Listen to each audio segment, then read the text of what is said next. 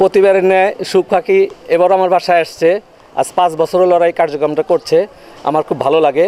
আমি প্রতিবার এই মাংস দেই ওদেরকে, ওরা 3 বছর পর যাদের বিয়ে দিচ্ছে তাদেরকে ওরা এই মাংসটা দেয় এবং তারা খুব উপকৃত হয়। এজন্য আমি ওদের অনেক মঙ্গল কামনা করছি, যেন ওরা সুন্দরভাবে এটা প্রতি বছরই করতে পারে।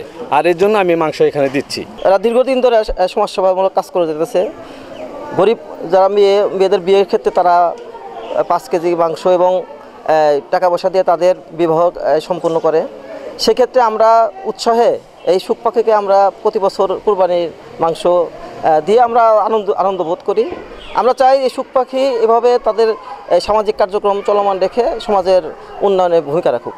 সুখ পাখি একটা মানবিক সংগঠন। এটা আমাদের শুধু যে ফুড ব্যাংকের কাজ তা না, আমরা সারা বছর আমরা কর্মসংস্থানের কাজ করি। জাকাত ফান্ড থেকে আমরা বিভিন্ন মানুষকে কর্মসংস্থান করে দিচ্ছি, কাউকে চিকিৎসা অনুদান দিয়ে আসছি। এটা আমাদের চলমান। আর বছরে যে আমরা যে গোস্ত কালেকশন করি, এইটা দিয়ে আমরা আসলে আমাদের যে অনুধাবিত হয়েছে আমরা যে আমাদের কাছে তো আমরা মানবিক কাজ করি, তো আমাদের কাছে অনেক মানুষ গরিব মানুষের মেয়ের বিয়ের জন্য আসে আর কি।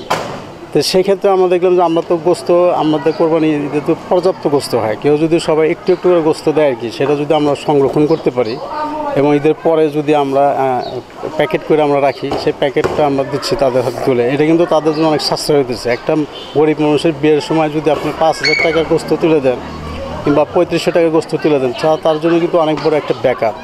পাশাপাশি আমরা নগদ টাকাও দিচ্ছি আর কি। তো এটা আমি মনে করি যে এটা আসলে অবশ্যই একটা নিঃসন্দেহে ভালো কাজ। এই জন্য আমরা নিজের কোরবানি বাদ দিয়ে কিন্তু আমার স্বেচ্ছাসেবী টিম আমরা কোরবানি ঈদের দিন আমরা একদিনের ফকির সাজি, যদি তাদের উপকার হয় আর কি, এদিন মানুষের বিয়েতে যদি উপকার হয়, এই জন্য আমরা এই কাজটা চালিয়ে যাবো আর কি। আমরা পাশাপাশি আরও আমাদের সমাজের যারা মানুষ আছে তাদেরকেও উদাত্ত আহ্বান করব যে আপনারা আমাদের মতো আপনারা নিজের এলাকায় গোস্ত সংরক্ষণ করুন, পরবর্তীতে এতিম মেয়েদের বিয়ের সময় আপনারা এইভাবে আমাদের মতো দান করবেন, তাহলে ওদের জন্য অনেক সাশ্রয় হবে।